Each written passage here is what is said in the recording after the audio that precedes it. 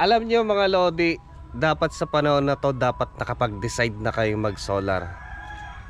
Wala na eh. Palala ng palala ang Pilipinas.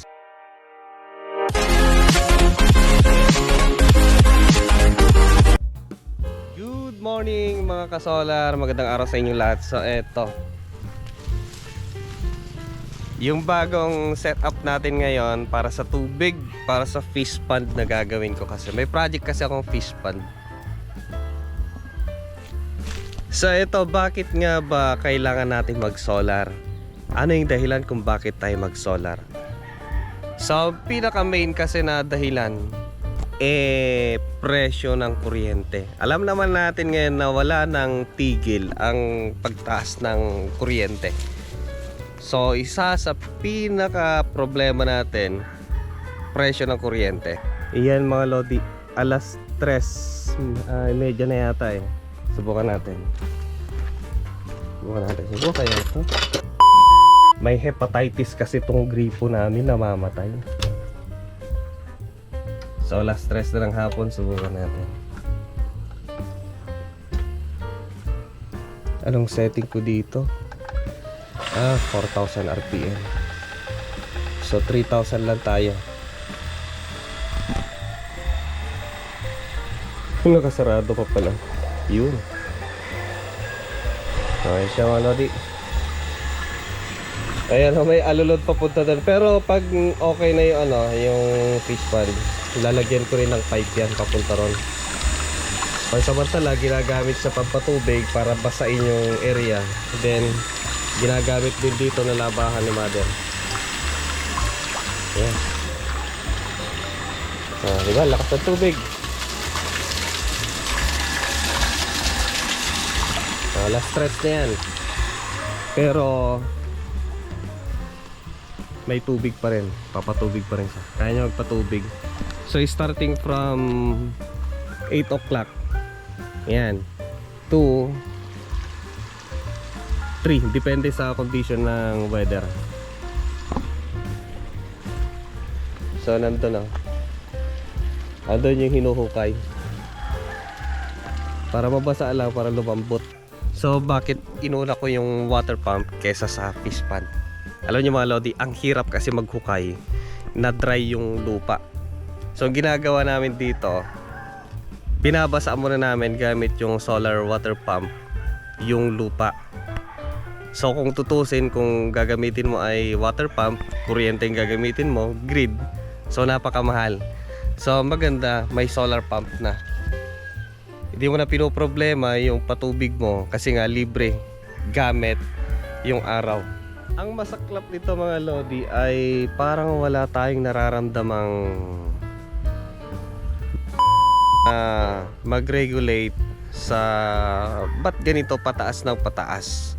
Umaaray na ang mga consumer, di ba? Ito kasi ang mahirap eh. Nagtatrabaho na lang tayo dahil diyan sa pagbayad dyan, pagkain, bahay, kuryente. Ang masaklap, mas malaki na yung kuryente talaga eh. Tapos fuel, isa pa tong fuel na to eh. Dalawa yan na promotor kung bakit nagmamahal yung iba.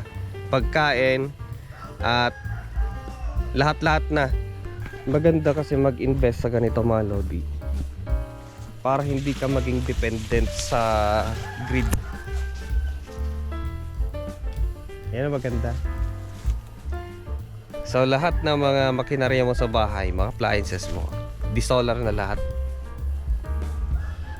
Minsanan yung gastos, investment mo minsanan. Ito mga Lodi, hindi naman siya naka-clamps eh. Nakapatong lang yan. Hindi ko naman ito ipagsasapalaran kapag may bagyo, tatanggalin. So pag may clamp yan, tatanggalin mo rin kung may bagyo. So pinatong ko na lang siya. Yan o. Pinagdikit-dikit ko na lang siya. Then tong metal frame, ang gastos ko dyan siguro, sabihin na natin nasa 24,000 kasama pati frame. Solar panel 20,000 kasi 20,000 lang yung sinigil sa akin nung nagbenta.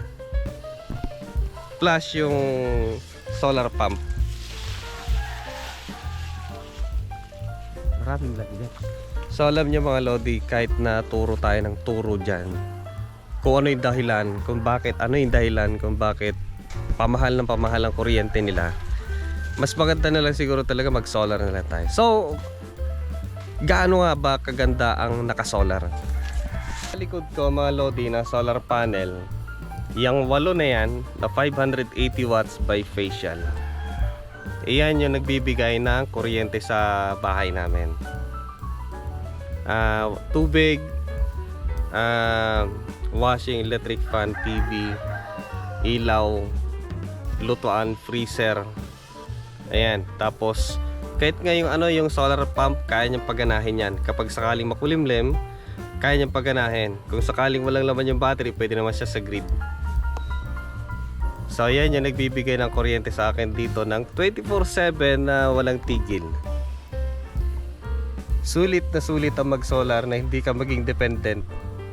Hindi mo pinoproblema yung bahay sa kuryente. Although connected pa naman ako sa grid, yun nga lang kasi ay pang welding machine na lang siya.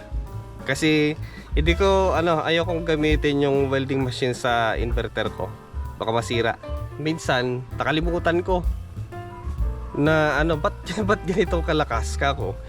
Yun pala kompleto yung kuryente. Nakalimutan ko sa inverter pala nakalagay yung extension. So okay naman siya, wala naman ako naramdaman, hindi naman siya tumunog, nag-error. Pero ayaw ko siyang madisgrasya. Baka may matsambahan natin, masira. Balik kay grid. Magastos sa pagsusolar, pero sulit naman siya mga lodi. Kasi nga dito hindi mo mararamdaman, hindi mo mararanasan ang blackout. Dire-diretso yan. At maganda nito, kumpleto yung kuryente. Alam nyo minsan ang dahilan kung bakit nasisira ang appliances natin: aircon, rep, freezer, electric fan. Kalimitan kasi mga di-motor water pumps, kulang na kuryente, mababa. Minsan di natin napapansin yan kasi nga hindi naman na natin tinetest si grid or Meralco. So minsan yan ang dahilan. Dito sa amin ganun yung problema, bagsak. Malakas kasi makapagpasira ng mga appliances ang bagsak na kuryente. Para mo nang inalaw sa mga appliances mo na mag-run ng under voltage. Pwede sa mga heater, yan, mga electric kettle, plancha, pwede yan kasi nga resistive lang naman yan Iinit lang yan, kaya nga lang may katagalan. Sa mga demotor, yun ang dilubyo. Parang siya para kang, kunyari ikaw, magtatrabaho ka, pero ang kinain mo, konti lang. So mangyayari doon, mamumutla ka, manghihina ka, para kang pinagpapawisan ng malamig, hinang-hina ka. So para siyang ganon. So mangyayari doon, mag-ooperate yung mga freezer mo, water pumps mo, electric fan ng under voltage.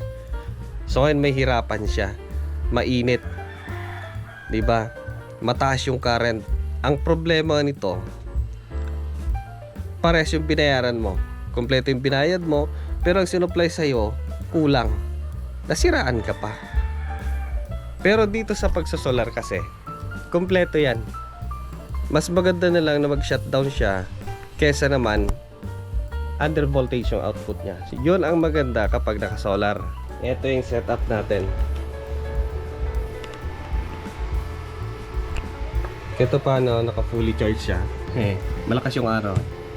So ayan mga lodi, 99% kasi nasa 333.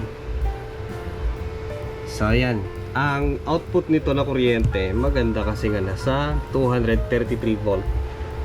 So hindi mahirapan yung mga appliances. Sa electric fan, ramdam mo na yan. Kung sakaling may inverter kayo, subukan nyo. Dapat may transfer switch kayo para maramdaman nyo yung kanyang difference. Yan, pag naka-inverter kayo, maganda yung tunog niya, mabilis. Pero pag sakaling grid na, sa mga lang sa mga area na bagsak yung kuryente, yan, babagal siya. May bisita tayo. Charlie. Ay, aba, sana all! Kumusta madam? Amoy ko rin yung earphone niya. Banggali ka pa sa ano, high school ah. Oh, gagala. Dumaan lang kami. Nag ano sana dyan